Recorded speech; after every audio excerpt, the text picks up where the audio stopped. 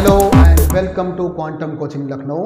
My name is Mohammad Qamar और मैं quantum coaching पर आपका एडुकेटर हूं। देखिए, हम लोग वेक्टर एनालिसिस का सेकंड नंबर लेक्चर लेकर आए हैं। इससे पहले जो आपको हमने कल वेक्टर एनालिसिस लेक्चर 1 में पढ़ाया था, उसमें हम लोगों ने बेसिक डेफिनेशन बताई थी वेक्टर की, स्केलर क्वांटिटी की, और स्केलर क्वांटिटी और वेक्टर क्वांटिटी आपको बताया था, और कुछ इम्पॉर्टेंट डेफिनेशन अबाउट वेक्टर बताया था, जिसमें हम लोगों ने आपको identical vector, collinear vector, zero vector और मोस्ट इम्पॉर्टेंट आपको यूनिट वेक्टर और ऑर्थोगोनल यूनिट वेक्टर बताया था।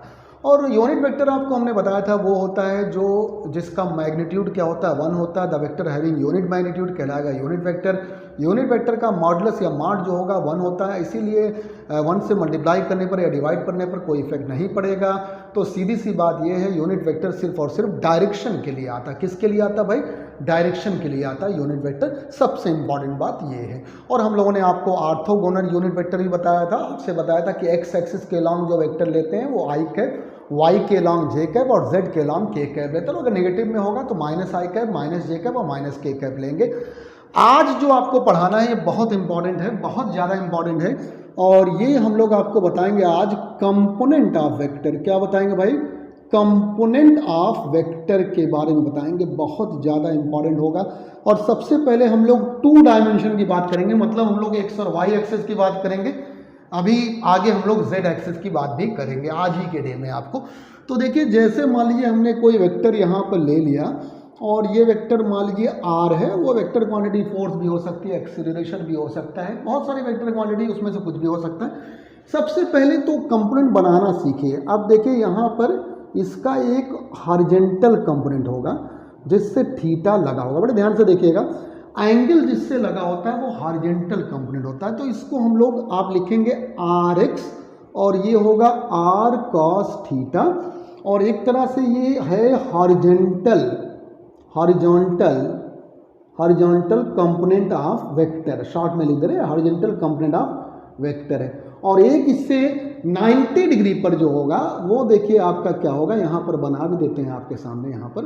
और ये देखिए ऐसे करके ले गए, और ये है वर्टिकल कंपोनेंट ऑफ वेक्टर। और ये आर वाई है जो कि आर साइन थीटा होगा। याद रखिए, जिससे थीटा लगा होता है वो हॉरिजॉन्टल कंपोनेंट होता है, और उससे 90 डिग्री पर जो कंपोनेंट होगा वो कहलाएगा, ये क्या है भाई?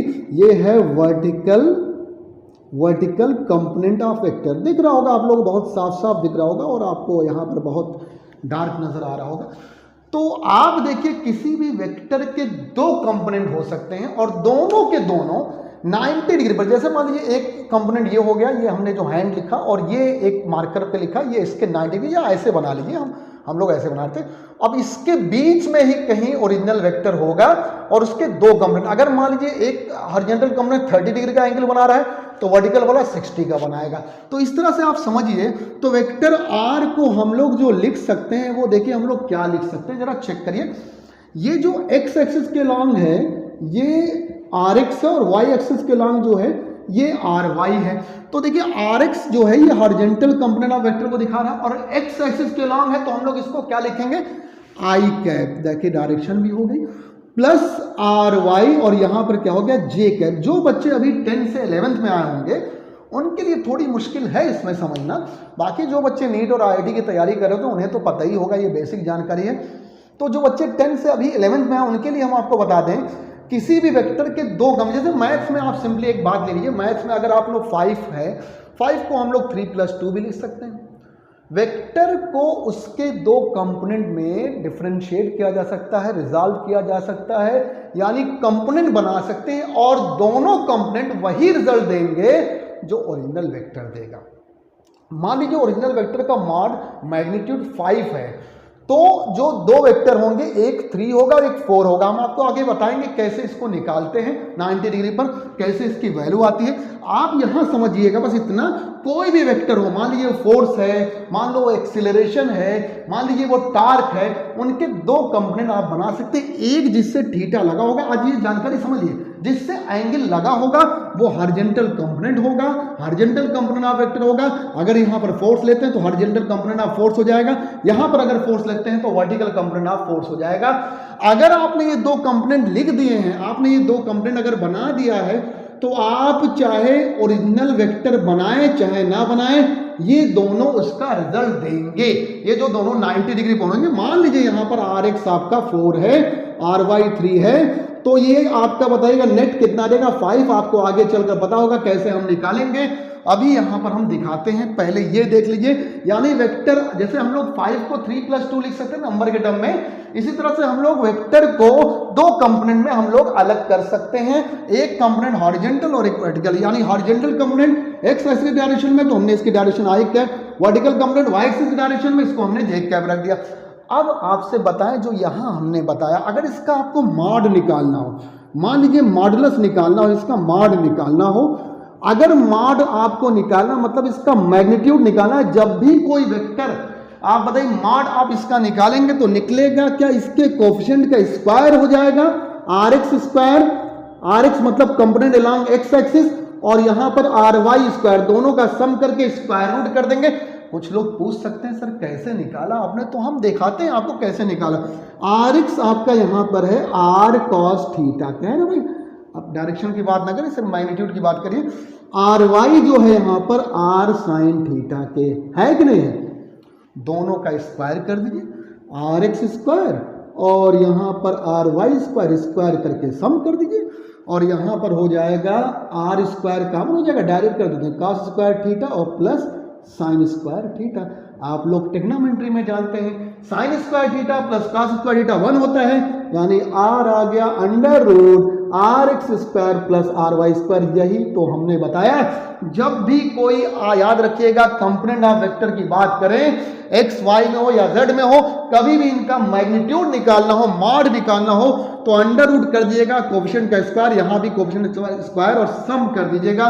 देखिए उसी से ये भी निकल गया है, क्योंकि हमने जब इसका स्क्वायर किया R X square R square cos square theta हुआ, यहाँ पर R Y square R square sine square theta, दोनों को जो ऐड किया आर स्क्वायर कॉमन हो गया और इसकी वैल्यू क्या हो गई 1 हो गई, यानी R equal to under root R X square plus R Y square हो गया।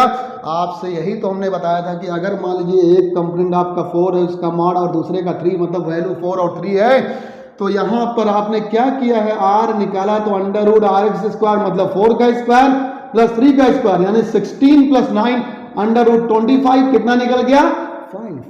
तो आप चाहे आप 5 लिखें या मतलब आर को लिखें या उसके दो कंपोनेंट में, ये कंपोनेंट वही रिजल्ट देगा, वही मार्क देगा जो ओरिजिनल वेक्टर आपका देगा। तो याद रखिए कंपोनेंट में डिफरेंशिएट करना आपके बहुत फायदा होगा, कई जगह पर बहुत ज़्यादा फायदा होता है, क्योंकि आप आई और जे कैप के टर्म में कन्वर्ट कर लेते हैं, तो इसका बहुत बड़ा फायदा होता है कंपोनेंट में करना।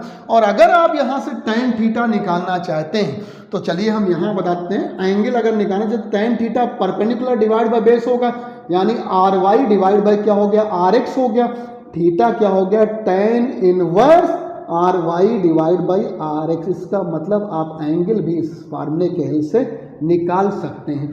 फिर से एक बार समझाते हैं, क्योंकि ये बहुत इंपॉर्टेंट टॉपिक है। कंपोनेंट ऑफ वेक्टर, किसी भी वेक्टर को आप उसके दो कंपोनेंट में बदल सकते हैं। अगर एक कंपोनेंट हॉरिजॉन्टल 30 डिग्री पर है तो दूसरा वर्टिकल कितने पर होगा 60, क्योंकि दोनों एक दूसरे के क्या होंगे 90 डिग्री पर होंगे, परपेंडिकुलर होंगे। तो देखिए जैसे इस आर वेक्टर का हमने थीटा से लगा हुआ कंपोनेंट हॉरिजॉन्टल कंपोनेंट कहा, और जिससे थीटा नहीं जिससे बताइएगा साइन कंपोनेंट जो था वो क्या था वर्टिकल कंपोनेंट। तो याद रखिएगा इन दोनों कंपोनेंट का सम ही वेक्टर आर है।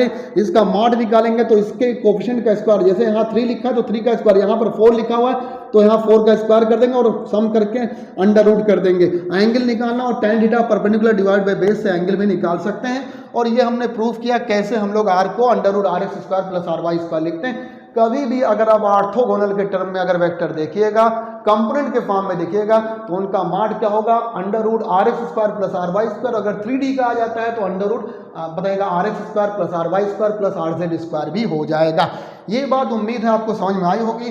किसी तरह का डाउट हो तो आप लोग कमेंट करके ज़रूर पूछेंगे, और आपसे हम बता रहे हैं पूरी तरह से हम लोग पर डे लेक्चर डालेंगे फिजिक्स के। एक लेक्चर आपका काम है उसको पढ़ना, पर डे हम लोग एक लेक्चर आपको डाल ही देंगे, और ये लेक्चर लगातार पढ़ते रहेंगे। वेक्टर का पढ़ेगा, उसके बाद प्रोजेक्टाइल का पढ़ेगा। ये पूरी हम लोग फिजिक्स कोशिश करेंगे कि धीरे धीरे हम लोग यूट्यूब पर पूरी फिजिक्स को, इंपॉर्टेंट टॉपिक को सब खत्म कर सकें, सारे कोर्स को हम लोग खत्म कर पाएँ। तो कंपोनेंट ऑफ वेक्टर आपने पढ़ लिया। अब कंपोनेंट ऑफ वेक्टर पढ़ने की बारी है आपकी यहाँ पर 3 डायमेंशन में। अभी हमने जो पढ़ाया वो आपको पढ़ाया है 2 डायमेंशन में। अब कंपोनेंट ऑफ वेक्टर आप पढ़ेंगे 3 डायमेंशन में। 3 डायमेंशन में कोई 3D डायग्राम ले लिया, जैसे यहाँ पर हमने एक क्यूब बना रहे हैं, ये देखिए आपके सामने यहाँ पर एक क्यूब बना रहे हैं, और पर डे आपका वेक्टर का लेक्चर और सारे फिजिक्स का लेक्चर आएगा। आप लोग लगातार पढ़िए और बहुत फ़ायदा होगा। देखिए यहाँ पर ये एक्स एक्सिस ले रहे हैं, ये वाला वाई एक्सिस ले रहे हैं, और इधर वाला आपका समझ रहे हैं जेड एक्सिस होता है इसके परपेंडिकुलर है, लेकिन अब बनाने के लिए ऐसे बना देते हैं। थोड़ा सा इंक डाल लेते हैं जिससे आप लोग को डार्क नज़र आए बिल्कुल, और कहीं भी कोई कन्फ्यूजन ना हो, समझते रहें। 3D का भी पढ़ लें, उसके बाद फिर इनके क्वेश्चंस भी कराएंगे हम लोग आपको। तो देखिए यहाँ पर इस बार है RX, ठीक है। अब ये आपका RX हो गया, ये आपका RY हो गया, और ये आपका RZ हो गया। RX I cap, RY J cap, और RZ क्या हो गया, K कैप। अब की बार 3 है तो तीनों रखिए। R वेक्टर इक्वल टू क्या हो गया, RX I कैप हो गया, RY J कैप हो गया, और प्लस RZ K कैप हो गया। देखिए फिर से इसका माड करेंगे। हमने आपसे बताया था माड करना हो कभी भी, अगर ऑर्थोगोनल यूनिट वेक्टर हो, कंपोनेंट का वेक्टर हो, यानी कंपोनेंट के फॉर्म में हो, तो उनके कोफिशिएंट का क्या कर देते हैं, स्क्वायर कर देंगे और सम करके अंडर रूट कर देंगे। तो अंडर रूट क्या हो गया यहाँ पर, RX square plus RY square और प्लस क्या हो गया, RZ स्क्वायर। बिल्कुल सिमिलर उसी के निकलेगा जैसे आपको 2D में बताया था, वहाँ RX square plus RY square था, यहाँ पर RZ भी आ गया। अब एक बात और बता दें, बड़ी इंपॉर्टेंट बात, इसमें आप एंगल थीटा जो निकालेंगे, अब तो इन दो के बीच एक एंगल बनेगा और y और z के बीच एक एंगल बनेगा, तो एक थीटा लगा हुआ x से बनेगा। मान लीजिए हमने x और y को अलग ले लिया, ऐसे ये RX हो गया और ये RY हो गया, ठीक है। और इनके बीच का एंगल हम लोग निकालना चाहते हैं, ये एंगल मान लीजिए थीटा है आपका। तो अब ये बताइए, यानी हम निकालना चाहिए भाई, आप जरा बताइए, दोनों तो पहले 90 पर है, तो इनका रिजल्टेंट इनके कहीं बीच पर होगा। हो सकता है 30 डिग्री पर हो सकता है 45 डिग्री पर हो, मतलब मिड में हो बिल्कुल, या हो सकता है आपका जरा बताइएगा 60 डिग्री पर हो। तो हम लोग क्या कर रहे हैं, इसके रिजल्टेंट यानी RS और RY के रिजल्टेंट और RX के बीच निकालना चाहते हैं रिलेशन। तो कौन सा आप बताइए ट्रिग्नोमेट्रिक फंक्शन आपका आएगा, कॉस जरा बताइएगा बेस को रिलेट करता है और हाइपोटेन्यूज को। तो यहाँ पर अगर आप राइट एंगल ट्राइंगल लेते हैं तो बताइएगा ये बेस हो गया और ये हाइपोटेन्यूज हो गया। तो अगर हम कॉस थीटा x लिखते हैं तो बेस हो गया RX और डिवाइड बाय हाइपोटेन्यूज क्या हो गया R। इसी तरह से y से लगा हुआ अगर हम लोग निकालेंगे तो कॉस थीटा y जो निकलेगा, अब RY डिवाइड बाय R हो गया। अलग कर लीजिए उसको, दोनों वो भी तो 90 पर है भाई, वो भी तो 90 पर है। कॉस थीटा z अगर निकालेंगे तो वो हो जाएगा RZ डिवाइड बाय R, सब बिल्कुल इसी तरह से जैसे आ जाएगा, जिससे थीटा, अब देखिए इसको हमने थीटा x लिया है, अब y से लगा हुआ हम लोग थीटा y लेंगे, यानी ये जो थीटा x है एंगल अलोंग x एक्सिस और ये एंगल अलोंग y एक्सिस और ये एंगल अलोंग z एक्सिस है। आपको काम ये करना है, cos square theta x plus cos square theta y और plus cos square theta z की वैल्यू निकालना है। पहले आप इसको खुद से निकालेंगे, ट्राई करिएगा, थोड़ी देर के लिए वीडियो आप पॉज कर दिए, रोक दीजिए, पहले आप खुद से निकालिएगा, जब ना निकाल पाइएगा तब आगे बढ़कर वीडियो देखिएगा। अब हम आपको समझाएं यहाँ पर निकालना, हम तो डायरेक्ट बताएंगे, लेकिन आप वीडियो को पॉज कर दिएगा यहीं पर और खुद से निकालने की कोशिश करिएगा, यही तरीका है पढ़ने का। अगर हम इसका स्क्वायर कर देंगे तो यहाँ पर देखिए RX square divide by R square आ गया, यहाँ पर RY square divide by R square आ गया, यहाँ पर RZ square divide by R square आ गया। RX है component along x axis, RY है कंपोनेंट अलोंग y एक्सिस और RZ है कंपोनेंट अलोंग z एक्सिस। आप सुनिएगा, यहां से कॉमन हो जाएगा, इसको हम इधर बता देते हैं। देखिए cos square theta x plus cos square theta y और plus cos square theta z equal to 1/r square common ले लिया, ब्रैकेट में RX square plus RY square और प्लस RZ स्क्वायर है। आप बताइएगा क्या यहां से दिख नहीं रहा है, R स्क्वायर इक्वल टू क्या है, R square equal to RX square plus RY square plus RZ square, यानी इसकी जगह पर हम लोग लिख सकते हैं R square divide by R square, यानी 1 आ गया। आप समझ गए, cos square theta x plus cos square theta y और plus cos square theta z की वैल्यू क्या हो गई, 1 हो गई। आपको अगले टर्म यानी कल के लेक्चर के लिए हम एक क्वेश्चन देते हैं जो आप करके लाएंगे। और अब भाई यहाँ दिखा तो नहीं सकते हैं, लेकिन आप खुद से करिएगा ईमानदारी से, और जब कल का लेक्चर आए तो उसमें आप चेक करिएगा कि सही है कि नहीं सही है। यहाँ पर हम लोग लिख रहे हैं sine square theta X plus sine square theta Y और प्लस यहाँ पर sine square theta Z, trigonometry का मामला है पूरा, इसकी वैल्यू निकालना है। ये कल आप लोग करके लाएंगे, उसके बाद कल के वीडियो में आप देखिएगा कि आपका ये सही है कि नहीं है। आज हम इसको यहीं रोक देते हैं, अगले डे यानी कल इसके कुछ क्वेश्चन कराएंगे, साथ साथ ये भी आपको बता देंगे और कुछ आगे की बात भी हम लोग यहाँ पर बताएंगे। और कंपोनेंट ऑफ वेक्टर के हम लोग और क्वेश्चंस भी आपको करा देंगे। हो सकता है क्वेश्चंस कराने में ही सारा टाइम लग जाए और ये लेक्चर कल वाला खत्म ही हो जाए, तो कल आपको कुछ इसके क्वेश्चन कराएंगे, उसके बाद हम लोग वेक्टर का एडिशन सब्ट्रैक्शन ये आपको पढ़ाएंगे। आज लेक्चर नंबर 2 वेक्टर के लेक्चर नंबर 2 में इतना ही रखते हैं। Thank you very much. जम कर पढ़िए, खूब मेहनत